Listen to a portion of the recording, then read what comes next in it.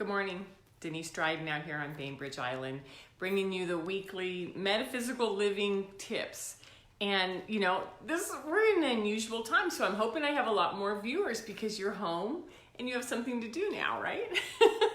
So metaphysical living is really about how to bring all the elements in that we don't often pay attention to. So today I want to bring in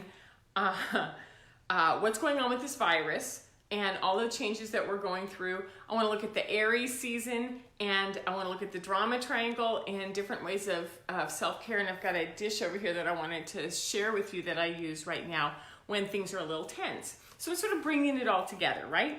So I want to start with on January 12, 2020, when Saturn and Pluto sort of did this like alignment and they came into conjunction right over Capricorn. Those of us who've been studying astrology have been waiting for 5 years, 10 years, 2 years, 1 year, a month for this to happen because, and I've said this in my previous videos, 500 years ago, everything changed when Saturn and Pluto dropped down into Capricorn, and it started with Martin Luther, who nailed the theses on the church. Then it went to the Reformation of Catholicism and the development of Protestantism, and it sort of changed the culture of Europe. And the birth of that was the Renaissance. So there's a part of me that's going, no, I wonder what's going to happen now, right? And so January 12th, and we're like, this is cool. And then all of a sudden this virus comes in, and what we notice is things shut down. We can't go to work, our work, our school, our social life, our ability to commune with each other is all restricted because now we're in a quarantine. And that is interesting, especially from a historical perspective, when the meaning of this Saturn-Pluto in Capricorn is that old structures are going to fall apart and new ones need to be created, right? So when our daily patterns and structures are changed, what happens is we go into an internal form of sort of panic, like, oh, wait a minute, I had a really nice routine going. I got up at a certain time, I caught here on the island, I caught the ferry, I got my coffee here, I visited with my friends at work at this time, I had lunch here, then I came home and this is what I did with my kids or my partner or my exercise, my body. This is the system I had. And this system is no longer in place, right? None of it. So we're home and we're sequestered in our houses with our children or our partners, or in my case, by yourself, and wondering, so all of my coping skills, all of my addictive behaviors are now under a looking glass and they're being changed. This is most important. All of our addictive behaviors, all of the ways that we have distracted ourselves from what really matters, or refuse to pay attention to that little like tap, tap, tap, tap on the shoulder is now gone to quiet, which is you cannot ignore it. So what's happening is we go in balance and we go out of balance, and we go in balance and we go out of balance. And our fears are up, our legitimate fears, our fears of health, our fears of finances, our fears of our future are up. And what happens when we have these triggers is if there are spots within us that are not healed or not balanced or not known, what we do is we sort of freak out and we go towards the external. And when we go to the external, we try to control it, right? And when we control the external, we end up in this thing called the drama triangle. And what I like about the drama triangle, right? I gave you little props today. I've got props. Is that when we're triggered, we're going to go to either the persecutor, and the persecutor is someone who's domineering, who's a bully, who's like, I need you to do it this way because I know the answers and I need to sort of shove or push it through. Sometimes there's blame, which is, how did you get yourself in this? I can't believe the government did this. I can't believe, and so we go external into blame. And we also have a lot of anger and resentment. And so there's this sort of clutch, push, force, rigid thing which happens here when the persecutor shows up. The next one is the rescuer, and the rescuer is the one who feels really good when you're helping someone. When you're helping someone and you get kudos back, like, oh, they couldn't have done it without me. I need to calm him down. I need to calm her down. I need to take care of the neighborhood. I need to volunteer more. And so what happens is that we feel really capable as rescuers, right up here when we have jobs to do, and we make jobs to do by making other people feel inadequate, which is, you don't know how to do that, here, I'll do that for you.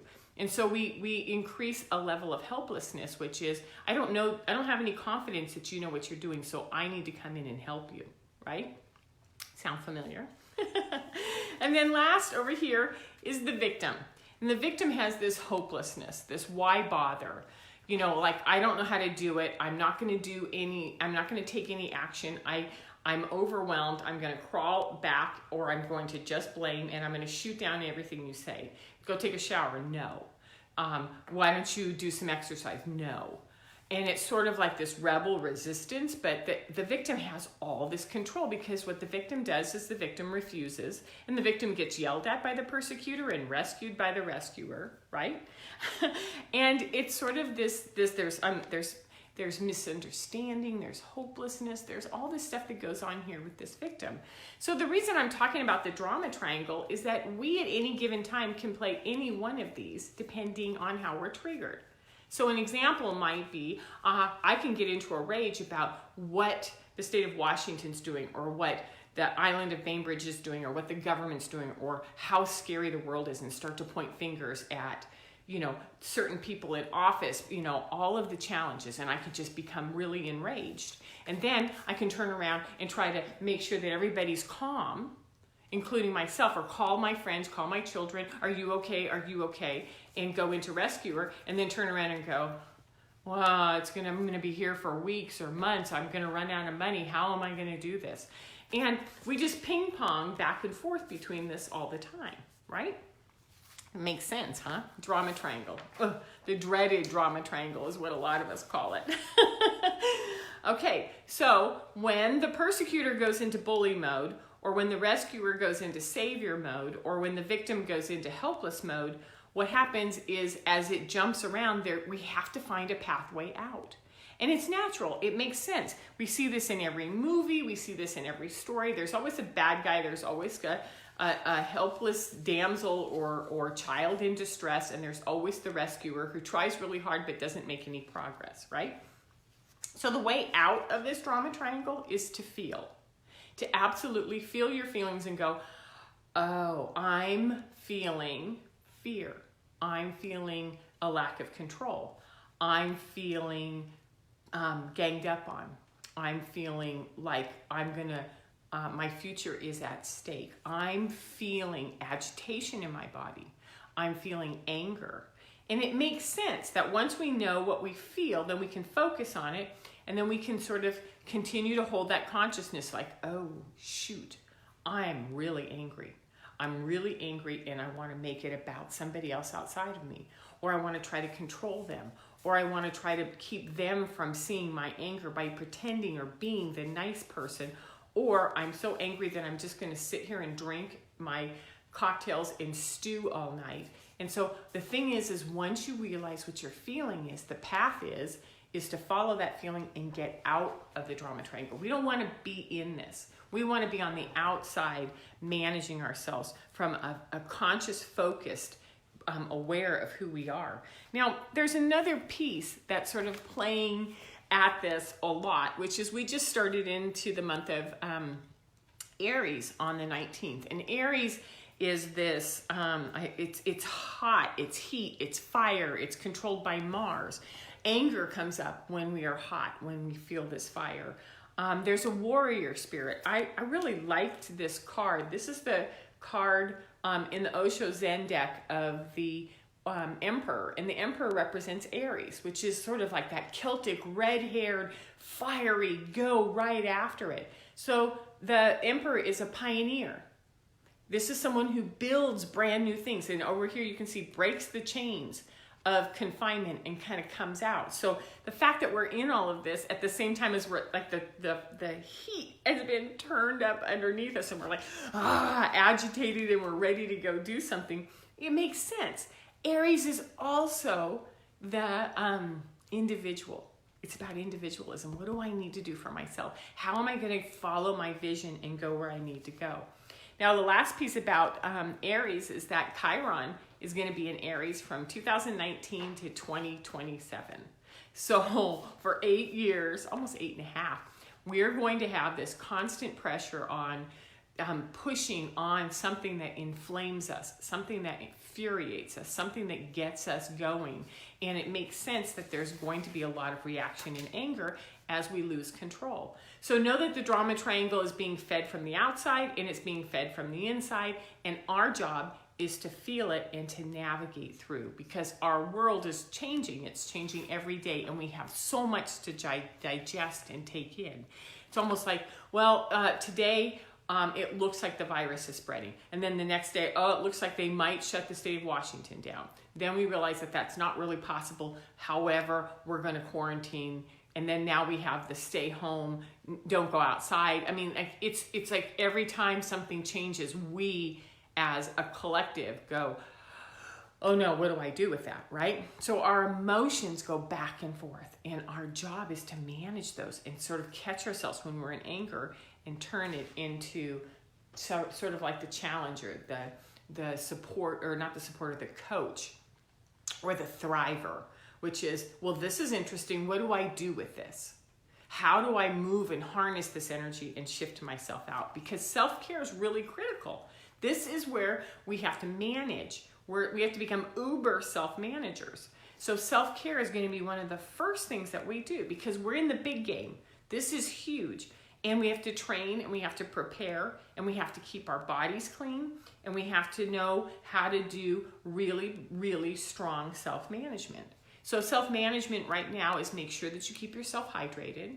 Get on as many antivirals as you can. I've got an entire, you can't really see back here, but I've got an entire collection of herbal remedies that are all based on antiviral that I've been taking twice a day, every 12 hours. And I'm also doing this sort of mental chant, which is my body is inhospitable to any virus. There's nothing in my body that's going to attract a virus. You are not welcome, right? So I'm just chanting this. I'm just chanting this. I'm just chanting this. So you got to get some sleep. You got to eat really clean food. You got to get some fresh air. And then we got to put that oxygen mask on so that we can turn around and go, what am I seeing? What am I feeling? What is really true? And how do I know what I'm being triggered by, or what's actually real? Okay. So I'm going to start with me. I'm an A blood type. I run a real acidic level. I need to calm that system down, right? So when I need to calm it down, I go to khichdi, which is an Indian basic food. It's mung beans or lentils with basmati rice, and then it has turmeric, and it has cumin in it, and it has cardamom. It has all of these herbs and ginger, and so it's a really nice digestive. So what I did was I put together the dish of what I made it last night, so I could show it to you today. So khichdi is it's a lentil rice, and it's going to be yellow, and it's sort of pasty, and you can make it as dry or as wet as you want to.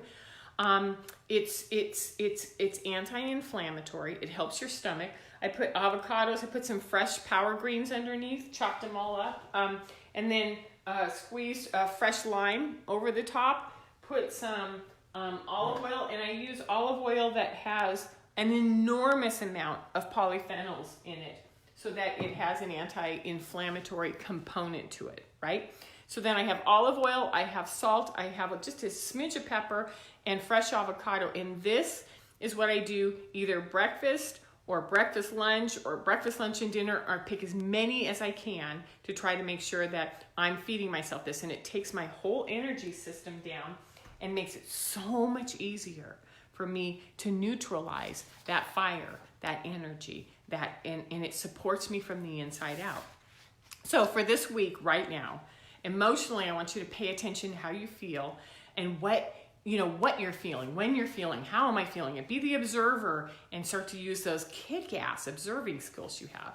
Mentally manage, shift, choose, and believe, because whatever you're holding in your head, you're bringing into form in front of you. So watch your thoughts, manage those, okay? Physically, I want you to nurture and build your body, strengthen it, feed it really good food, keep it hydrated.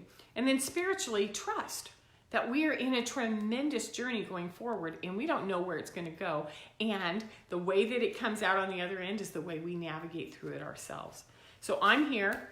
I'm doing an online course starting on Tuesday the 24th with Bevan Neiman on how to market online, especially how to use Zoom for the deep work, how to get to connecting with your clients. So if you want more information on that, you can also find me. It's a big week. You can always reach out. You can drop me a note on Facebook, LinkedIn, through my website, and let me know how you're doing. And if you need any support, I'm here. Okay? Have a good week and stay hydrated. Take care. Bye-bye.